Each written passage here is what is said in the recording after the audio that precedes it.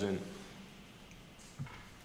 move you off of liking the action or liking the comedy or liking the romance. You know, I have a romance in this film. I get to kill people and be in a romantic comedy. So it seems great. I really am pleased with this choice. Thank you. Over there in the back. Hi. Being German, of course, we're very proud of Robert to be being the director. So can you talk a little bit about him, you know, this combination of action with humor and tension and how it was working with him? Thank you. I think Robert had a lot of things to juggle and a lot of, I think it would be intimidating for almost anyone to have to work with as many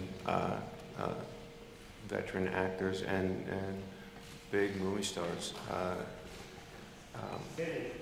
And Robert managed it every day with a lot of grace and a sense of humor, and got the work done.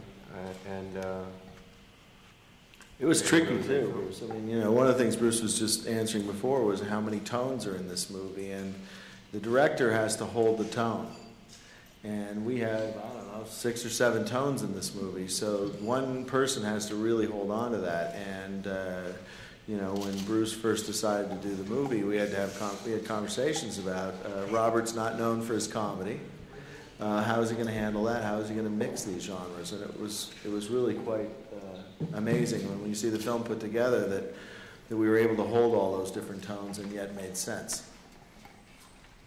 I mean, he was very loose and very easy and very patient, and he was also quite German, as you're a German person, in that he was very, very what's the word? He wouldn't let go. He knew what he wanted, and he would push all of us in terms of acting always towards what he wanted. And he was kind of relentless in that way. And I think in a way, the consistency of tone, because you could very easily, as Bruce says, with this disparate number of people coming in with their own histories of acting and so forth, you could have a movie where everyone is kind of acting in a different style, you know. But Robert was very good at maintaining the overall style of acting as well as the overall style of the movie. Yes, good afternoon. Looking all very stunning. This is a question for you, Miss Helen Mirren, for Belgium TV. Why do you think comic characters are such a creative basis for the film and TV series all over in the world? Well, I'm wearing a T-shirt in respect of Harvey Pekar, who I think was a great, great graphic artist and graphic novelist. And he showed me that graphic work, which in my ignorance I didn't understand before I was exposed to his work. Now I'm much more open-minded, but I thought it was all about comic book heroes and boys kind of stuff.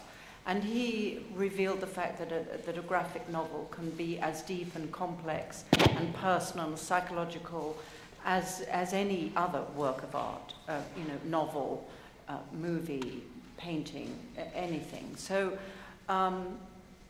I think that this world, and I think it's really exciting to see it burgeoning and expanding and changing and as it goes into a real total art form. And I think we're at a very exciting point in the whole era, the whole ethos, the whole development of comic books. So I'm fascinated to see where it's going to be in another 20 years from now. Would you like to add something to that, Mr. Bruce Willis? I think these guys wrote and illustrated a pretty well thought out story that already had drama in it, that showed up long before it ever made the transition from a graphic novel to a film that was, what did you say, 66 pages? Yeah. So you have to take 66 pages of the graphic novel and turn it into 110 or 115 pages of script and try and fill 90 minutes of that. And it was very ambitious. And there were many days when we would say, where are we in the story? What are we doing? And Robert always knew the answer. He always knew exactly where we were, what we were doing, what this scene was about, and I'd have been lost.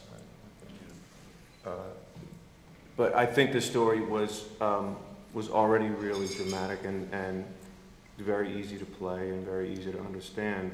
That if someone shoves you a little too far, that you're going to shove back, and all of us were shoving each other and shoving back, and sometimes shoving on the same team.